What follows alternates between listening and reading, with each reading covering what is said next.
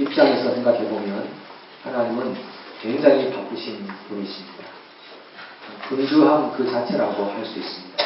오죽했으면은 성경이 말하기를 하나님은 졸지도 주무시지도 않는다 이렇게 표현했겠습니다.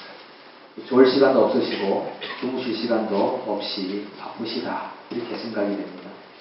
하나님 자신의 입장에서 생각해 볼 때는 하나님은 굉장히 여유가 많으십니다.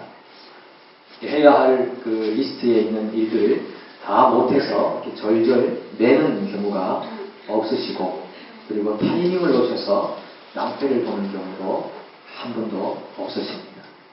문제는 우리가 그런 하나님의 일하심에 대해 불안해한다는 것입니다. 뭔가 좀 못 믿어하는 것입니다. 왜냐하면 경험했기 때문이죠. 우리가 원하는 때에 원하는 일이 척척 안 이루어지고 기도했음에도 불구하고 되지 않는 일이 있고 일이 꼬이거나 막혀서 낭패를 많이 봤기 때문에 하나님이 굉장히 멀리 계시다라는 느낌마저 우리 가운데 있게 됩니다. 그래서 하나님은 돌보실 사람들이 참 많으시니까 나에게까지 신경을 쓰실 시간이 없으시구나. 그러면서 내가 하고 있는 일, 내가 하고 있는 생각, 내가 하고 있는 행동들 하나님은 그렇게 깊이 관여하지 않으시겠다라는 마음까지도 갖게 됩니다. 자녀가 장성하면 부모로부터 독립할 때 성숙하다 얘기하듯이 우리가 믿음 생활을 오래 하게 되면 하나님부터 독립해서 이제 하나님은 좀 다른 사람들 돌보시고 나는 좀 독립적으로 살아가는 것이 좀 신앙의 성숙함이 아닌가 그렇게 생각을 하기도 합니다. 그러다가 우리가 실수하고 잘못을 범하고 죄를 범하는 경우들이 있는데, 내가 실수하고 잘못하고 죄를 범해도 특별한 하나님의 징계가 없거나 또 일의 어려움들이 발생하지 않으면 우리의 마음속에 확증되는 사실이 하나 있습니다. 하나님은 작은 일에는 크게 관여하지 않으시는구나. 이 작은 일들은 내가 알아서 해야겠구나. 이런 생각을 하게 되고 하나님과 어느 정도 적당한 거리감을 느끼면서 덜 부담스럽게 살아가는 것이 좋겠다. 이렇게 마음을 먹게 됩니다. 그리고 1년, 2년, 3년, 4년이 지나가면 굉장히 만성적인 그런 신앙의 내 모습으로 살게 되는 것입니다. 여러분, 하나님이 우리를 어느 만큼 아실까요? 그냥 내 존재를 기억하실 정도로 아실까요? 아니면 내가 밖으로 표출하는 일들만 아실까요? 아니면 내 속에 있는 모든 것까지를 다 알고 계실까요? 우리의 생각으로 결정하는 것보다는 성경이 뭐라고 하는지를 한번 살펴봤으면 좋겠습니다. 시편 139편 1절로 4절 말씀입니다. 제가 한번 읽어보겠습니다. 여호와여, 주께서 나를 살펴보셨으므로 나를 아시나이다. 주께서 내가 앉고 일어섬을 아시고 멀리서도 나의 생각을 밝히 아시오며 나의 모든 길과 내가 눕는 것을 살펴보셨습니다. 나의 모든 행위를 익히 아시오며 여호와여, 내 혀의 말을 알지 못하시는 것이 하나도 없으십니다. 읽어보십시오. 앉고 일어서고 그리고 내 생각도 아시고 가는 길도 아시고 눕는 것도 아시고 모든 행위 내 혀의 말까지 하나님 다 아십니다. 이렇게 고백합니다. 그리고 조금 더 뒤에 11절 12절 넘어가면 이렇게 말합니다. 내가 혹시 말하기를 흑암이 반드시 나를 덮고 나를 부른 빛이 밤이 되리라 할지라도 주에게서는 흑암이 숨기지 못하며 밤이 낮과 같이 비추이나니 주에게는 흑암과 빛이 같음이니이다. 내가 캄캄한 밤에 있으면 하나님 날 모르실 거야. 이렇게 해서 흑암으로 숨는다 해도 하나님에게는 흑암이든 빛이든 마찬가지라는 사실을 시인이 지금 고백하고 있는 겁니다. 내가 살아있을 때도 혹 사람들이 죽어서 가는 수월에 갈지라도 음부라는 곳에 갈지라도 하나님은 내 곁을 떠나지 않고 나를 철저하게 아시는 분이라는 시인의 고백인 것입니다. 그 하나님이 그 시인의 고백하는 시인의 하나님만이 아니라 저희 하나님이고 여러분들의 하나님이십니다. 우리를 뼛속같이 아신 하나님. 지금 이 시간에도 우리가 무슨 생각을 하고 있는지, 어떤 인생의 자세를 가지고 있는지, 하나님을 어느 정도 신뢰하고 있는지 하나님은 철저하게 다 아시는 분이십니다. 그리고 개인에게 맞춤 처방을 하시는 분이십니다. 그 하나님께서 지금도 우리를 위해 무슨 일을 하시는지 아십니까? 저는 오늘 읽었던 이 베드로의 설교 안에서 하나님이 지금도 우리를 위해 하고 계시는 일을 생각해 봅니다. 그 일이 22절 중반절에 있는데요. 하나님께서 나사렛 예수로 큰 권능과 기사와 표적을 너희 가운데서 베푸사 너희 앞에서 그를 증언하셨느니라. 하나님이 하시는 일은 자기 아들을 세상에 증거하신 일이십니다. 시편 기자가 고백하는 말이 있습니다. 그 아들에게 입맞출지어다. 그 아들에게 입맞출지어다. 여호와를 경외하고 그 아들에게 입맞출지어다. 하나님은 온통 머릿속에 자기 아들에 대한 생각으로 가득 차 계십니다. 그리고 사람들에게 자기 아들을 소개하십니다. 우리 다니면서 전도 많이 한다 그러고 하나님 말씀 전도한다 그러고 선교사로 산다 그러지만 하나님만큼이야 하겠습니까? 하나님께서 가장 우리 가운데 확실하게 자기 아들을 증거하기를 원하시는 분이십니다. 하나님이 그렇게 우리에게 자기 아들을 증거하시는 것, 그것을 복음이라고 말하는 것입니다. 제가 이렇게 말씀드리는 이유가 있는데, 복음이라는 것은 하나님께서 자기 아들을 세상 사람들에게 선포한다, 증거한다. 그것이 복음인데, 그 복음 안에 우리 사람들이 끼어들 자리가 어디에 있습니까? 사람들은 그 복음 안에 끼어들 자리가 없습니다. 만약 복음 안에 사람들이 미친 영향이 있고 끼어들 자리가 있다면 그것은 이 본문에서 베드로가 설교했던 내용 중에 찾는다면 이 일입니다. 어떤 일인가면요. 23절과 36절의 일을 사람들이 동참한 겁니다. 우리 23절 한번 읽어보겠습니다. 그가 하나님께서 정하신 뜻과 미리 아신 대로 내준 바 되었으니 너희가 복 없는 자들의 손을 빌려 못 박아 주겠으나. 36절도 읽겠습니다. 그런즉 이스라엘 온 집은 확실히 알지니 너희가 십자가에 못 박은 이 예수를 하나님이 주와 그리스도가 되게 하셨느니라. 하나님이 자기 아들을 증거하고 있는 이 복음에 사람들이 동참한 것이 있다면 그것은 그 아들을 죽인 일입니다. 사람들이 한 일은 그것입니다. 아들을 죽였다는 것은 우리를 창조한 하나님을 죽였다는 것입니다. 그것이 사람이 복음에 동참한 일이었습니다. 사람의 죄라는 것은 궁극적으로 하나님을 제거하는 것입니다. 우리 인생 가운데, 우리의 삶 가운데 하나님이 떠나시기를 바라는 것, 그것이 근본적으로 사람들이 가지고 있는 죄라는 것입니다. 로마서 1장에 보시면 사람들이 가지고 있는 죄를 상세하게 나열해주고 있습니다. 유대인의 죄가 뭐냐, 이방인들의 죄가 뭐냐, 모든 사람들의 죄가 뭐냐라고 설명하면서 이렇게 규정합니다. 로마서 1장 28절인데요. 또한 그들이 마음에 하나님 두기를 싫어하며 하나님께서 그들을 그 상실한 마음대로 내버려 두사 합당하지 못한 일을 하게 하셨나니. 사람들은 자기 마음에 하나님 두는 걸 굉장히 싫어합니다. 왜냐하면 자기가 하나님이기 때문입니다. 사람은 굉장히 고집이 센 존재입니다. 그리고 좀 철저하게 이기적인 존재입니다. 오죽했으면 자기를 창조하신 하나님을 죽였겠습니까? 십자가에 못 박아 죽여버린 인간의 죄라는 것입니다.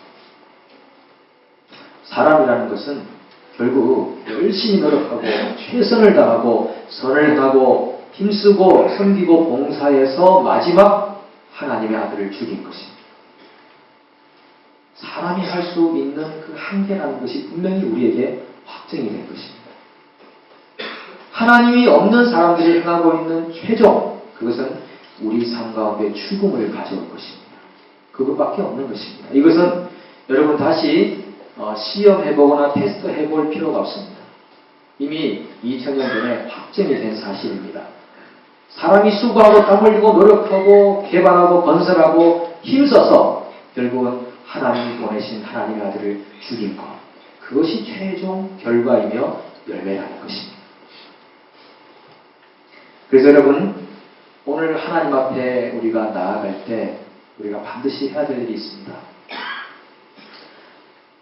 자기의 의를 다 내려놓으십시오. 자랑할 만한 거리를 다 내려놓으십시오. 저는 날마다 이 바리새인과 세리의 기도를 생각해 볼 때마다 정말 하나님 앞에 다시 무릎을 꿇지 않을 수가 없습니다. 여러분들은 바리새인입니까? 세리입니까? 둘 중에 하나일 것입니다. 생각해 보십시오. 하나님 앞에 나아갈 때 어떤 자세로 나아가십니까? 하나님, 제가 일주일에 2번씩 금식하고 저 헌금도 잘했고요. 그리고 기도 생활 많이 했습니다. 저는 저 세리와 같지 않습니다. 하나님 감사합니다. 감사는 감사인데 하나님하고 견주어서 나도 할 만큼 했습니다라는 생각으로 하나님 앞에 나와 있는 바리새인의 모습을 보십시오. 얼마나 모순된 사람입니까? 하나님이 그런 사람들의 기도를 응답하시겠습니까? 이미 철저히 하나님이 되어 있는 자기 자신의 모습인 것을 바리새인들은 절대 낳지 못했습니다. 다 자기를 신앙 좋은 사람이라고 생각한다고 생각했고 자기 스스로도 자기를 속이며 속고 살아왔습니다. 하나님 앞에 나아갈 때 여러분 손에 들고 있는 자랑거리가 무엇이 있습니까? 그거 내려놓지 않으면 하나님이 우리 예배를 받아주실 수가 없는 것입니다. 하나님, 내가 하나님 없이는 아무것도 아닌 존재입니다. 정말 무능한 존재입니다. 하나님, 제가 할 수 있는 일, 하나님 없이 할 수 있는 일이라고는 하나님의 아들을 죽이는 일밖에 없습니다. 하나님, 나와 함께 해주십시오. 주님 없는 내 인생은 아무것도 아닌 존재. 그야말로 어떤 생명의 일에도 동참할 수 없는 죽은 지체와 같은 사람입니다. 이렇게 무능함을 하나님 앞에 고백하는 예배가 되어야 하나님이 받을 만한 예배가 된다는 사실이죠. 그래서 여러분, 이 복음 안에는 인간의 죄라는 것이 들어있고 하나님의 일이라는 것이 대조적으로 들어있는 것입니다. 하나님 참 얼마나 위대하신지요.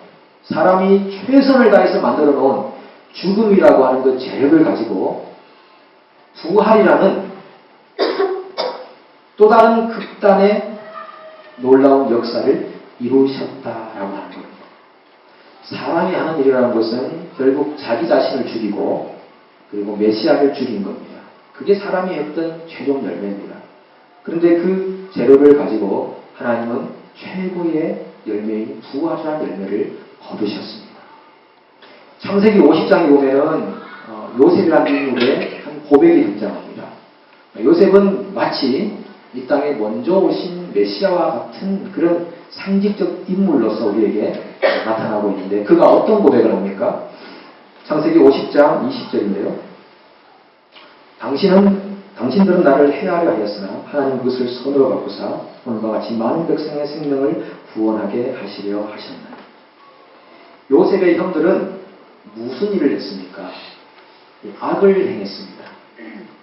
악이라고 하는 자기 동생을 죽여버리고자 하는 그 악을 형들이 제공했는데 하나님은 그 악을, 최극단의 악을 또 다른 극단에 있는 가장 좋은 선으로서 생명을 구원하는 역사를 일으키셨다라고 하는 것입니다.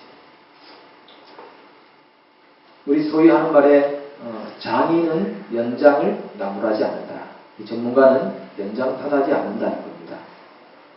훌륭한 목수가 되시면은 연장이 없어서 못했다. 요즘은 또 세상이 워낙 발전돼서 좋은 연장이 필요합니다만 정말 최고의 전문가일수록 연장을 탓하지 않는다는 겁니다. 음식을 만들 때도 좋은 재료로 좋은 음식을 만드는 걸 누가 못하겠습니까?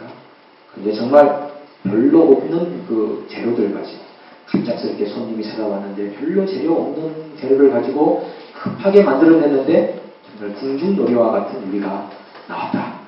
여러분들의 집에서는 상상할 수 없는 일이지만은 옆집에서는 가능한 일입니다. 그런 요리가 나왔다라고 했을 때 정말 요리의 고수다. 이런 이야기를 하지 않겠습니까?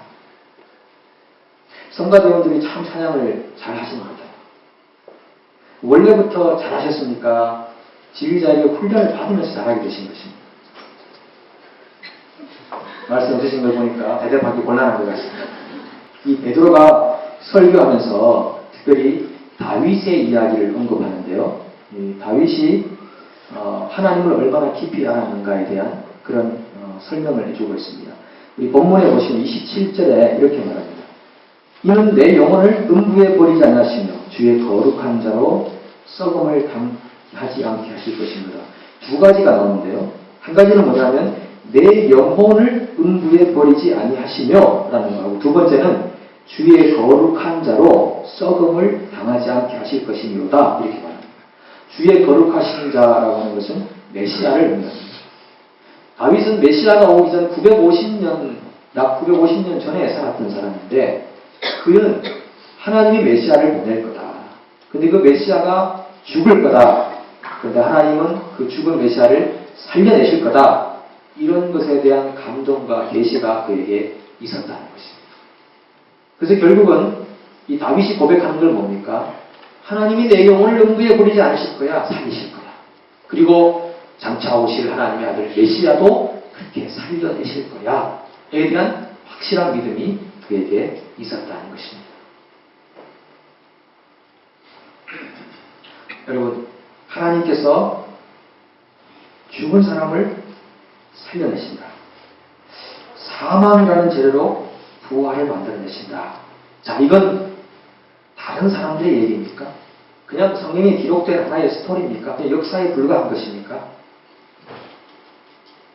그렇게 되면 오늘 내게 무슨 의미가 있겠습니까? 중요한 것은 정말 그런 하나님이 나의 하나님이라면 우리 가운데 새로운 희망이 있지 않겠습니까? 오늘 베드로가 이 두 가지의 희망을 우리에게 선포해 주는데, 다윗이 한 얘기를 가지고 이렇게 선포합니다. 첫 번째 희망과 두 번째 희망이 34절로 36절에 잘 나와 있는데요. 자, 이 34절로 36절을 같이 읽으면서 여러분들에게 주시는 희망이 무엇인지 찾아보십시오. 함께 한번 읽어보겠습니다. 다윗은 하늘에 올라가지 못하였으나 친히 말하여 이르되 주께서 내 주에게 말씀하시기를 내가 내 원수로 내 발등상이 되게 하기까지 너는 내 우편에 앉아있으라 하셨도다 하였습니다. 그런즉 이스라엘 온 집은 확실히 알지니 너희가 십자가에 못 박은 이 예수를 하나님이 주와 그리스도가 되게 하셨느니라 하니라. 두 가지 정도의 희망을 우리가 찾아볼 수 있습니다. 첫 번째 희망은 다윗이 고백했습니다. 주께서 내 주에게 말씀하시기를, 이 말은 하나님께서 자기 아들 예수에게 말하기를, 이런 말입니다.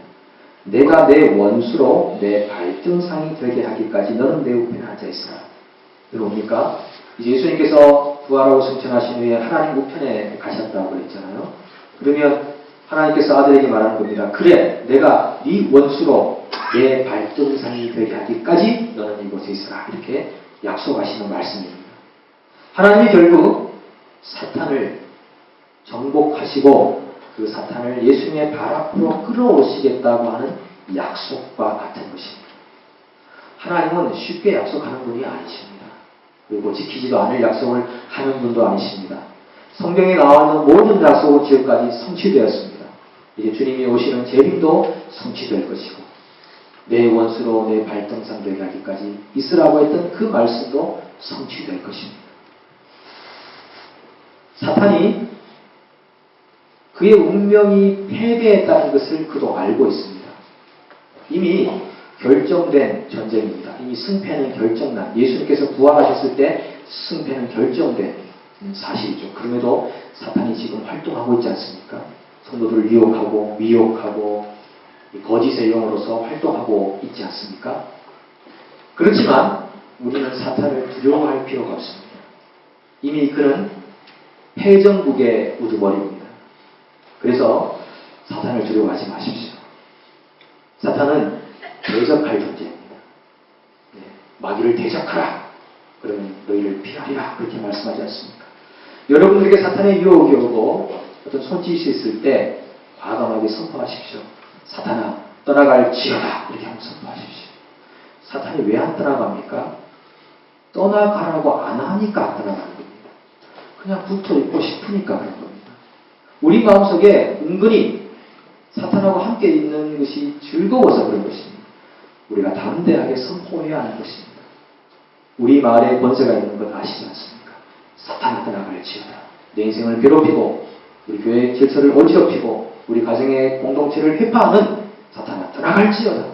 이 민족과 열방 가운데 흑암과 그리고 종교의 영으로 타락해 하는 어두운 영은 떠나갈지어다. 이렇게 선포하고 외칠 때 한 길로 왔다가 10길로 1000길로 도망갈 줄로 믿습니다. 그것이 오늘 우리에게 주는 희망인 것입니다. 두 번째 희망이 있는데요. 너희가 십자가에 못 박은 예수를 하나님이 주와 그리스도가 되게 하셨다라는 겁니다. 하나님이 주와 그리스도가 되게 하셨다. 하나님이 예수를 우리의 주님이 되게 하셨답니다. 그분이 우리의 주님이시랍니다. 우리는 세상 살면서 사람들에게 많이 속아봤습니다. 내가 널 거둬줄게, 내가 너의 후원자가 되어줄게, 너의 도움이 되어줄게 했지만 우리를 잘 도와주지 못했던 그런 아픈 상처들이 많아서 하나님이 우리의 주인 되신다고 하실 때도 그것을 삽입하여 생각하는 것입니다. 그냥 하시는 얘기겠지. 별 기대감이 없이. 그래서 정말 무거운 책임감을 스스로 혼자 지고 어렵게 힘들게 살아가는 겁니다. 그런데 오늘 한번 하나님에 대한 확실한 신뢰를 한번 가져보지 않으시겠습니까? 하나님이 나의 주인이시다. 그래서 내 인생을 한순간도 놓지 않으신다. 나를 뼛속같이 아시는 그 하나님께서 내 삶이 당하고 있는 어려움과 고통의 문제를 왜 모르시겠는가? 내가 오늘 간절하게 바라고 있는 인생의 소망이 무엇인지를 왜 모르시겠는가? 하나님께서 내 삶 안에 가장 복된 것을 허락하실 것이다. 에 대한 희망과 소망이 여러분 이 구절 속에서 생겨나지 않으십니까? 살다 보면 어렵고 힘든 일이 참 많이 있습니다. 지금도 우리 한 분 한 분씩 대화해 보면 가정마다 개인마다 얼마나 이 간절한 기도의 제목 또 아픔의 이야기들, 고통의 이야기들이 있겠습니까? 특별히 이민 와서 사시고 또 유학으로 이렇게 와서 기러기 아빠가로 사시는 분들 함께 책을 하나 쓰라고 해도 책 두세 권씩 쓸 정도로 그런 사연들이 다 있다고 하지 않습니까? 아프고 힘든 걸음들을 걸어가는 경우가 많이 있습니다. 나를 아신다고 아는 하나님이 왜 나를 광야에 이렇게 버려두실까? 이렇게 생각하는 경우들도 있습니다. 오소 힐만이라는 분의 얘기를 잠시 한번 인용해 보겠습니다. 이분이 쓴 글에 보면 이런 글이 있습니다. 고대 아라비아 글 가운데 광야를 건너는 세 상인이라는 글이 있습니다. 세 상인이 이 광야를 지나갑니다. 낮에는 뜨거우니까 조금 쉬고 밤에 좀 시원할 때 이 광야길을 걸어가는데 밤에 한참 길을 걷고 있는데 어떤 음성이 들려옵니다. 멈춰서라. 누구십니까? 더 이상 묻지 말고 내가 시키는 대로 하면은 너를 해치지 않겠다. 그래서 이 사람들이 알겠다고 하고 순종하겠다고 하니까 지금 내가 건너고 있는 그 얕은 강줄기 바닥에 돌이 있는데 그 돌을 하나씩 주어라. 하나씩 주어서 호주머니에 넣었습니다. 왜 그렇게 해야 되냐고 물으니까 더 이상 묻지 말고 내일 아침이 되면 너희가 행복한 동시에 슬플 것이다. 이렇게 얘기합니다. 그래서 이 사람들이 그렇게 알고 밤새 길을 걸어갔습니다. 해가 뜨고 밝아져서 호주머니에 손을 넣고 물을 꺼내봤습니다. 꺼내봤더니만 그것은 돌이 아니라 보석이었습니다. 루비, 사파이어, 에메랄드. 그래서 그 사람들이 보석이다.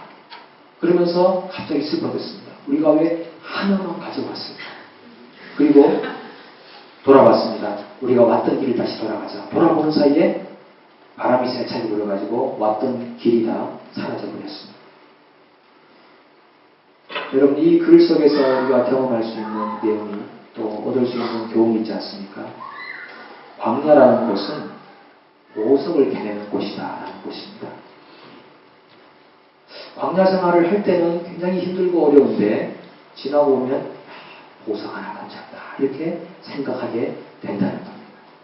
그런데 정말 그때 너무 힘들어서 건질 만한 보석이 많았는데 힘든 거에 파묻혀서 그냥 지나가 버려서 나중에 참 아깝다 이렇게 내가 결말을 가질 수 있었다면 그 고통스러운 힘든 시간에 정말 더 많은 보석을 가져왔을 걸 이렇게 생각하는 경우들이 생긴다는 겁니다. 광야라는 말은 원래 히브리어로 미드바르라는 단어인데 이 미드바르는 말씀을 뜻하는 다바르에서 왔습니다. 다바르에서 미드바르가 온 것입니다. 그러면 광야 생활하는 동안 우리가 얻을 수 있는 보석이라는 것은 무엇입니까? 하나님의 생명의 말씀인 것입니다. 하나님의 생명의 말씀이 광야 생활 가운데 건져지는 것입니다. 이 말씀이 바로 그 말씀이구나. 그냥 평상시에 읽고 듣던 그런 객관적인 말씀이 아니라 내 영혼에 깊숙한 곳에 말씀하시는 살아있는 생명의 말씀이구나. 이 말씀이 곧 주님이시구나. 주님이 이 말씀 안에 철철 넘치게 들어가 계시는구나. 그래서 우리가 하나님의 사람들이 말씀으로 영적인 양식을 삼아 사는구나. 이런 것들을 광야 생활하는 동안에 경험하고 깨닫게 된다는 것입니다. 우리 교우 중에 한 분이 아주 힘들고 어려운 과정을 이렇게 거쳐오셨습니다. 다 될 것 같은데 안 되고 다 됐는데 안 된다 그러고 그런 과정을 거쳐오셔서 많은 시간 동안 연단이 되셨는데 지난 주간에 주셨던 글 중에 짧은 한 문장의 글이 그 교우에게 주셨던 하나님의 결론이라고 그랬습니다. 제가 그걸 읽고 참 감동을 받았는데 짧은 글을 제가 읽어보겠습니다. 이 일들로 오히려 저는 신앙적으로 완전히 주님의 권세와 능력, 자비로우심에 제 스스로의 의를 버렸습니다. 자기의 의를 다 버렸대요. 뭐든지 다 잘 할 수 있었고 잘 될 수 있었고 그렇다고 생각했는데 생각했던 것들이 안 되고 막히고 어려워지면서 고난의 시간들을 굉장히 오랫동안 보내고 뉴질랜드가 싫어지고 그렇게 살았던 시간들이었는데 결국 돌아보니까 하나님이 제 의를 버리게 하시더라고요. 그런 고백을 하셨다. 저는 그 고백이 얼마나 진한 고백인지를 압니다. 드디어 광야 가운데서 미드바르에서 다바르를 건지셨구나. 하나님의 진리와 생명의 말씀을 건지셨구나. 정말 귀한 보석을 건지셨구나. 고백을 하게 되는 것입니다. 여러분이 당하는 어렵고 힘든 일이 있으십니까? 건강이든 재물이든 신적인 것이든 자녀 문제든 비상 문제든 왜 하나님이 내가 원하는 대로 속히 안 이루어 주신다고 생각하는 분들이 있습니까? 하나님이 여러분들을 몰라서 그런 것 절대 아니실 것입니다. 옳단 먹이로 가신 것도 아니실 것입니다. 하나님은 우리보다 더 잘 아시는 살아계신 하나님이십니다. 그래서 여러분 기도할 때 빨리 이 어려움을 면하게 해주십시오 라고 기도하지 마시고 하나님이 이 어려운 순간을 통해 제게 말씀하고자 하시는 것이 무엇입니까? 라고 기도하십시오. 하나님께서 여러분들에게 말씀해 주실 것입니다. 그 교우에게 해주셨던 말씀처럼 오늘 우리가 주님 앞에 나아갈 때 그 모든 무장을 해제하고 자기가 들고 온 모든 것을 다 내려놓고 빈손이 되십시오. 우리가 하나님의 은혜만을 바라는 손이 되십시오. 하나님하고 거래하려고 하지 마십시오. 그래서 죽음을 부활로 만들어내신 그 위대한 능력의 하나님 앞에서 내 자신을 완전히 발가벗기시고 하나님 앞에 순수한 마음으로 달려 나아가서 하나님 나를 받아주십시오 라고 고백하십시오. 마치 뱀자가 아버지 앞에 달려나가듯이 세리가 아버지 앞에 나와서 기도하며 주여 저는 죄인이다 라고 고백하며 그 하나님 품에 달려가듯이 하나님은 그렇게 달려오는 사람들을 지금도 찾고 계시는 것입니다. 그 기다리는 주님 품에 함께 달려가서 우리를 얼마나 깊이 아시는 하나님인지를 경험하고 우리의 영혼이 거듭나는 은혜가 있기를 소망합니다.